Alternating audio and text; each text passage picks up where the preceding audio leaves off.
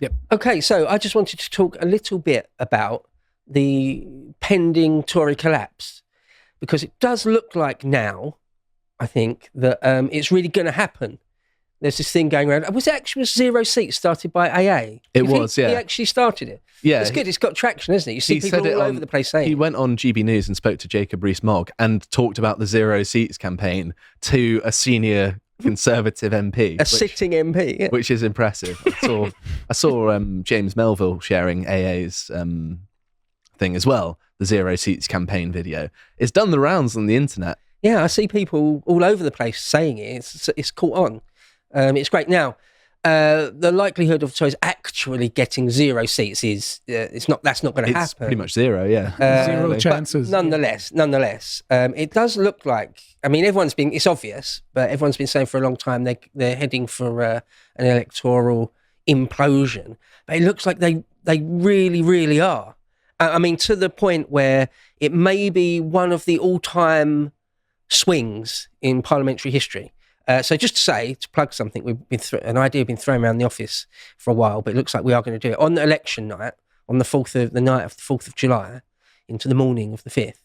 We're going to do a live stream for hours, sort of all night, covering the election, and it may well be one of the worst ones, certainly in recent times, in the last 100 years plus, 150 odd years.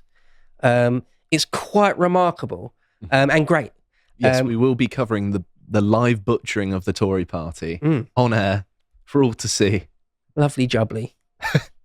Bring it on. One thing I want to say before I carry on is that a lot of people say, Tory faithful and things. They say, oh, you're just going to give government to Labour. And a lot of us say, yes, so be it. Well, yeah, so just to say before I carry on here that, so the long-term plan will be that you get the Tories out of the way, annihilate them at the ballot box, politically speaking, annihilate them, wound them mortally. Then, yeah, Starmer's going to win, Labour are going to win, and that will probably almost certainly be worse. But then they're the next target, and then at the next election, try and annihilate them. 0 seats for Labour next time in 2029 or wherever it is. So 0 seats for them. And then, hopefully, we'll be into a new world of the rise of the small parties and or independents. So yeah, one at a time, but the Tories have to go first because get your priorities straight, and they're gatekeepers, they're standing in the way of any real right-wing parties emerging. So yeah, it's going to lead to a Labour government, but this has to happen, right? This has to happen. If there's many layers, if you're trying to attack a staff or a bastion or something, and they've got many layers of defence, well, the first layer for us is the Tory party. They're the first ones standing in the way. And if that leads to things getting worse in the short term or for a few years, i.e. a Labour government, well, that's the price we've got to pay, unfortunately. That's the paradigm we find ourselves in. So that argument of, oh, you're just going to let Labour in. It's like, I know, obviously. Yeah, it's going to get worse. But this has to happen. Anyway, it looks like the Tories are going to absolutely collapse to the point where an outside observer might look at it and think, are they deliberately tanking themselves? We were talking about that yesterday. Carl was basically proposing the idea, and then I was kind of a bit lukewarm on it until I saw Rishi Sunak stood outside where they built the Titanic after having one of the worst campaigns in history. And the first thing a journalist asks is, so is your campaign a sinking ship? Any sort of spin doctor, anyone with any political knowledge whatsoever would say, maybe if you're not doing so well, don't go to a place where they built a ship that's famous for sinking. Yeah. I don't know. I have the impression that they want to lose. It's just that's my impression. Oh, it's I may be wrong, but very gentle baton pass to Keir Starmer, isn't it? Yeah. It's just, I can't believe that he doesn't have any communication strategies telling him don't go out in the rain. Have someone with an umbrella by your side. Yeah. Or have an umbrella on the podium. Yeah. Or just talk inside Downing Street number 10. Announcing the election looking like a drowned rat isn't projecting to the world that you're a powerful man. He looked like a schoolboy who'd been caught in the rain on his walk home. That's not who I want as a leader of the country. The next background's going to be a graveyard. Yeah. The optics, they're terrible at optics. I mean, everyone knows he's physically a small man. So let's have a giant lectern to make him look like he's actually been photoshopped to look even tinier. And give him a really, sorts of really things. big can of Coke. I know he likes drinking it, but he'll be there with both hands. Put a Mentos inside, and then you're going to have an explosion of the Coke. You know? Well, like, just one thing that popped into mind. There was one time where he was doing a photo shoot somewhere or other, and he was using a hammer, right, a little hammer, and he'd been told to use the side of the hammer, right, and it looked weird. It looked like you don't know how to use a hammer properly. If you had any concept of optics, you would say to the person that just told you that, go, well, I'm not going to do that because there's cameras around, and it would look like I don't know how to use it. I'll look like a complete idiot. So even though you may be right, that's technically the way to do it, I'm just not going to do that because optics, because I'm a professional politician. Got seemingly no concept of all these things. Yeah, like, let's do a photo shoot at the Titanic. It's not just obviously one of the most famous sunken ships of all time, but there's also the adage of, the band playing on the Titanic or rearranging the deck chairs on the sinking Titanic. All those things. Don't associate yourself with the Titanic, Rishi, unless it is your goal to tank them even further. Now, I don't think that's necessarily happening but it feels like that. It feels like his handlers, whoever they are, have said to him, right, you're done. We cooed Boris, and then we cooed Liz Truss to clear a path for you because you're our puppet. You're our WEF puppet or whatever. We cleared a path for you. So there you go. Here's the keys to number 10. But now we're done with you. We're switching our alliance to Starmer or whatever. We've got Tony behind the scenes to control Starmer correctly. So we're done with you. Just call an election and get it out of the way. And if anything, make sure you lose big time because we've switched our alliance. It happens, Murdoch famously, like not even a secret or anything. Murdoch in years gone by owns a whole bunch of newspapers in Britain.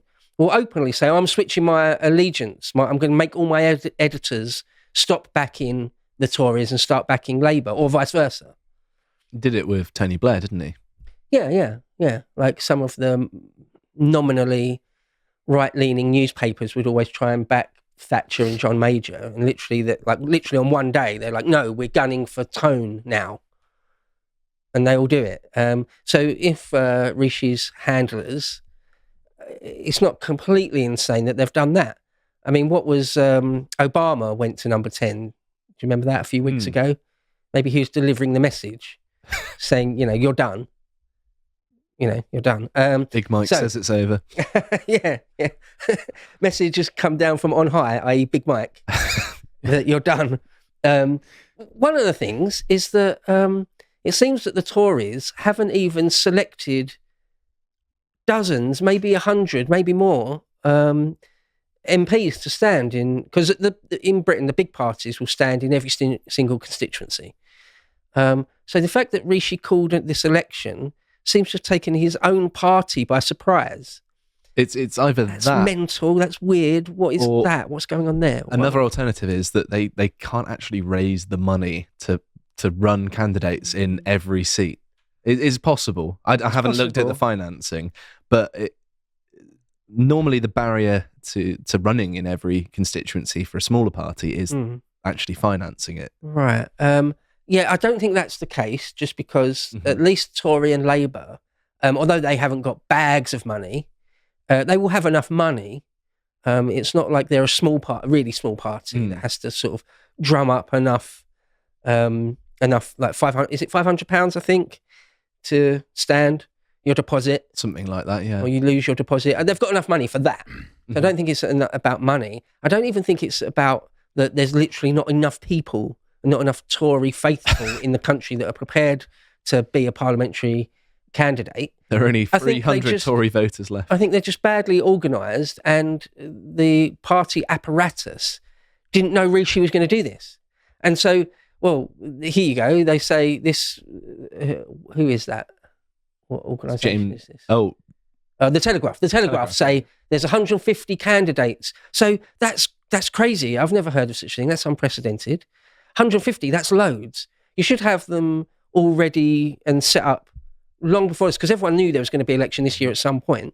They should have none or almost none still waiting. 150 is loads. And there's only a couple of weeks left until they can actually get them in, right? Right, yeah. So it's like, 5 or 6 weeks until the election itself. But they've only got about 2 weeks until you have to register. So 2 weeks is not, it's a tiny amount of time to get this done. And if you go to the next link, so the Spectator reckon it's more like 160 seats. Next link. The Independent say it's closer to 200. So whatever it is, that's loads and it's crazy. It's sort of crazy. Again, it suggests they're deliberately buggering up, almost. I don't think it is. If I really had to put money, because I've got no real insight into this, I wouldn't think they are deliberately doing it. I don't think Rishi has got orders from somewhere and saying, right, what can I do to screw the Tory party over as hard as possible? Oh, I know. I won't tell any of the apparatus what's going on, and I'll call an election, and we've still got dozens or maybe even 100 or 200 seats not filled. That will screw them. I'll do that. I don't think that's what's happening. But it might be. But whatever, it's weird. It's unprecedented, as well, isn't it? To call an election and you don't even have the candidates ready yet. You would think that because they have until around early November to call an election, I think, as in the actual election date. Yeah. It suggests panic as well, because was it that the general elections would be held next year? What's this? Sorry. Was that not the original plan? Oh no, the latest it could have been called, I think, I might be wrong, was November. That's right, yeah. Something like that. Mm-hmm. And the usual thinking is that you hold on to power for as long as you can, certainly if you're sort of set to lose. Exactly. Yeah, that's what I wanted to say, that they seem to be, the Labour Party seems to be ahead in the polls. So when you have an X amount of months, you try to take advantage of them to shorten the gap. Yeah, right. Because, okay, it's weird if they expect they're going to win this, but at least a noble loss is better than a landslide loss. I think the most likely thing here is that they've accepted that they're going to lose this election, that they don't stand a chance, and it's better to sort of get it out of the way and contest the next one afterwards. That's my sort of best guess. Well, it might be, like a damage limitation calculation, that if we leave it to November, we're going to lose even harder than if we do it now. We're going to lose either way, but in November we'll lose even harder. Maybe that's the calculation, but I mean, it could well be. But there's this thing that most governments don't give up power sooner than they need to. Through time, I mean. Most governments, if you can hold on to power, if you can hold on to it for your fingernails for an extra day, they usually do. But obviously that's not the calculation Rishi and his team have gone with. But you talked about polling. If you mentioned polling, there's a BBC link there about polling. If you scroll down a little bit, they've got an amalgam of all sorts of different polls. And the Tories are somewhere between, if you see there, somewhere between 18 and 28% they're polling at, some sort of average of 23. Now, if we were to give it, I've looked around and seen various takes on this from all over the place, from Tory faithful through to hardline lefties who are wishing we've got everything crossed that the Tories fail as hard as possible. In the worst case scenario, if they were polling in reality at 18%, and if that translated into the worst amount of actual seats won on the strength of that, it could be as low as 3 seats. So that's not 0 seats, but 3 seats. Now, that is sort of wishful thinking. That's the absolute best case scenario, absolutely possible, is like 3 seats. They've got at least 3 seats that kind of whatever happens are safe enough that they will retain them. In reality, a lot of the polls and a lot of the bookies and things, because you can actually rely on bookies quite well. What the bookies say is usually quite accurate on this. And anyway, it looks like they'll maybe win 100 seats, perhaps a little under 100 seats. So they'll still win dozens of 665, seats. isn't it? It's in that ballpark, right? Yeah. So they'll still win dozens and dozens of seats, maybe as many as 100 seats. So it's not like 0 seats. It's not 3 seats, but they're going to lose. And they're going to lose big. It's 650, sorry. I don't know where I got 665 from. So to have merely 100 seats for the Parliamentary Conservative Party is going from a majority of 80. So I want to talk a little bit about the swing. And if anyone's not that familiar, I think a lot of our audience are politically savvy and they know what's meant by a swing. But that's sort of the difference, if you like, between going from a majority of 80 to how much the majority of the new government, Labour, is going to be. And you get the swing with inverted commas within each seat. But you can also look at the statistics for a national swing. Yeah. Right? So we may be set for one of the biggest swings away from Tories in recent times, in well over 100 years. So the biggest swing in recent times was in 1931, where there was a swing of about 14.4% from Labour, a Labour government. And Labour wasn't even that old at that point. The Labour Party and the Labour movement It used to be the Liberals and the Tories, didn't it? Or the Conservatives. There was the old Liberal Party, which is not the same as the Lib Dems exactly, or not really at all. People like Lloyd George were famously Liberals. And so the Labour Party has only been around since the early 20th century, and they'd been in government. But the politics of the 20s, the late 20s, was very tumultuous. I mean, there was the great general strike of, like, what was that, 1925 or 6, where sort of the whole country was ground to a halt for a while. And we came off the gold standard in 1930 or 1931. Well, there was the Wall Street crash of 29, and the Depression hit hard. It hit Britain quite hard. And so anyway, in the late 20s and the very early 30s, politics was thrown up in the air to a massive extent. Well, it's one of the all-time swings. And they made a new coalition government because it just looked like the Labour government was completely failing, or they couldn't decide on a policy of how to deal with the Wall Street crash and the Depression. So the Labour Party sort of imploded or fractured, and they made a coalition, and there was just a massive swing from Labour to that new government. Also in 1945, if anyone doesn't know, straight after the war, people completely rejected the Conservative Party at that point. Because they were the party. It's not their fault in some senses, because Chamberlain tried everything he could not to go to war in 1939, but nonetheless they were the government that got us into the war. Churchill had been in power, Tory Prime Minister, all throughout the war, and although he'd, in inverted commas, won the war, people just wanted to change massively. So there was he totally lost in 1945. There was an election called in 1945, right after the war actually.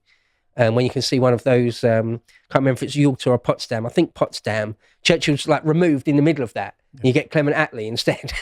So there was a massive swing in 1945 to the tune of about 11.8% from Conservative to Labour. And the other giant swing in recent times was 1997. And I'm old enough to remember that. That was a swing of about 10.2%. And that was massive. John Major at that point was clinging on he was either in a minority government or he had no majority, or he had a majority of one or something like that. So it was an extremely weak government in parliamentary terms, in numbers, in the House. And went from that to Tony having a massive majority. And so that was a big swing there. It could be that we'll see a swing here of, in the ballpark of those numbers, maybe more than 14.4%, sort of an all-time, or certainly in recent history, all-time biggest swing. Love to see it. Really would love to see it. I'd love to see the Conservative Party mortally wounded. Really, really broken, if not for all time, for a generation or more. That would be sweet to see that. And it's on the cards. We'll see what happens on the night, because you never know. It's a cliche like football. It's a game of two halves. Until the final whistle goes, you never know what's going to happen. Anything could happen. But it does look like it's on the cards. It'll be this giant collapse of the Parliamentary Conservative Party. It'd be great. Sorry, Stacey, you like this one. No, I just wanted to say I really like your pragmatic take. It's like 0 seat is a bit idealistic, but 3 seats is okay. Yeah. It's within the purview. I'll take 3 seats. I'll take that. I'll take it. You're right. Yeah. So, I mean, apart from anything else, apart from just all the polling looking like it's going to be a bloodbath, metaphorically speaking, it's going to be a bloodbath at the ballot box for them. On top of that, a lot of current MPs obviously know the way the winds are blowing and they're jumping ship. Now, that's not uncommon as well. When you sort of when it looks like your party's going to lose, you sort of defect or you just stand down as a professional politician, move on to the next part of your career. That's not uncommon. But this is happening on quite a scale. Again, an unprecedented scale. Certainly in my lifetime, not known anything close to this. Just the other day, we had Michael Gove, one of the architects, really. He's the sort of one of the sort of evil people behind the scenes that pull a lot of strings, isn't he? Hob, yeah. Pipsqueak of a man. They're Watson's words, not mine. If it wasn't for him, we wouldn't have even have had Theresa May. Boris Johnson would have got in and got Brexit done a lot earlier. It was only his leadership trying to become leader himself, which meant Boris didn't win at that point. And loads of other things he's done, which has just led to Conservative fracturing and all sorts of problems and all sorts of weird policies we've had to put up with. And there's one thing that puts Michael Gove in focus for me is when Greta first came on the scene. Literally, it was like out of nowhere, suddenly Greta's a media personality. And she did a speech, I think, in Portcullis House or in Parliament, basically. And there's a picture of him like looking up to her, like in awe, like literally with like a glazed expression on his face, like listening to it. It's like, it's just a puppet of God knows who, right? Michael Gove is just a disgusting person. Well, he has decided that he's not going to bother standing anymore. Hooray. He's going to stand down as an MP. He'll go back to being a journalist or whatever. But the list is huge. If you can go to that last link I've got there. Oh, sorry, you're already on it. If you scroll down, there's just a list of all these MPs. And there's like 80 of them. 80. That's mad. Usually you might have a handful, 2 or 3. If it's looking particularly bad, maybe 10 or something in that ballpark. 80 of them. And a lot of them are big beasts. A lot of them are big, big names. Chris Skidmore used to be a minister. Sahid Javid, Matt Hancock. All these people, if anyone doesn't know, isn't familiar with our politics, these are all people that have been in government, been senior secretaries of state and things. Sahid Javid, Matt Hancock. Can you scroll down, whoever's got the mouse?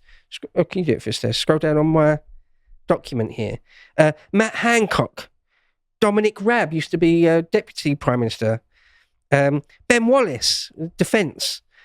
Chris Grayling, Kwasi Kwarteng was, Liz Truss's, what was he? Chancellor of the Exchequer.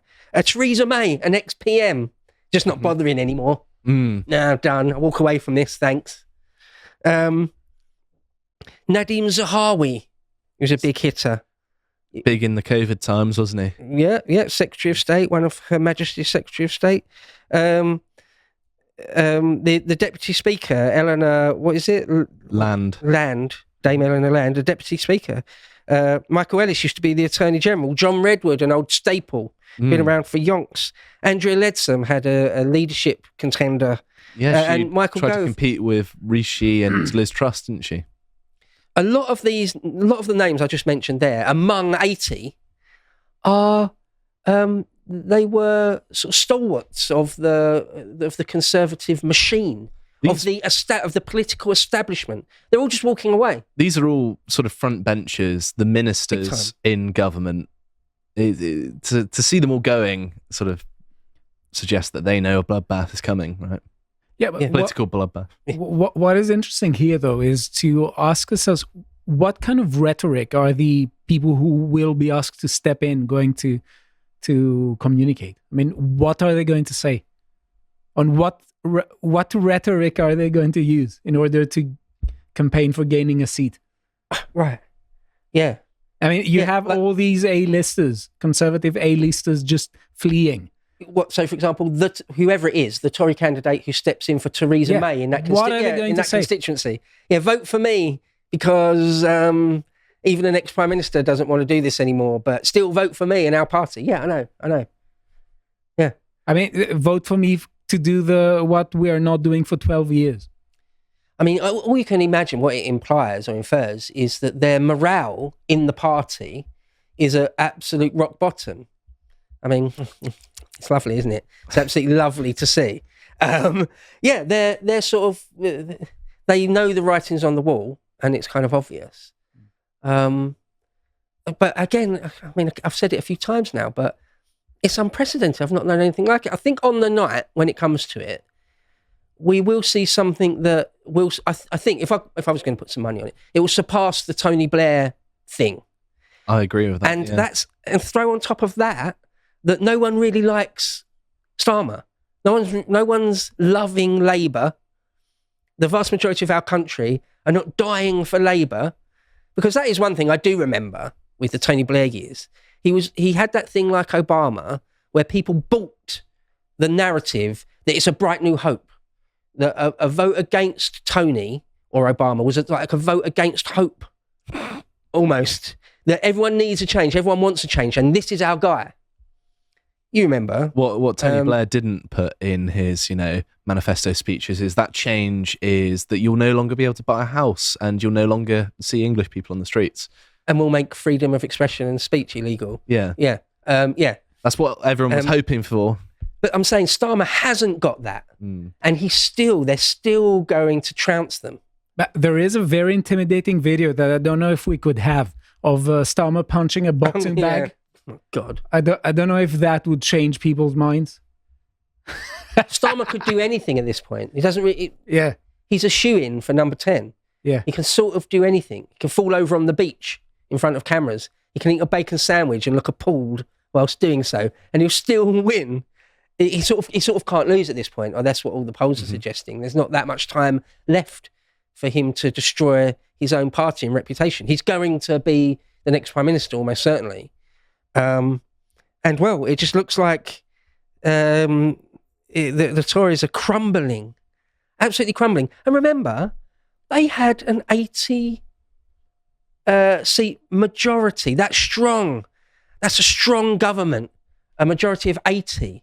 Boris got that majority because no one wanted Corbyn.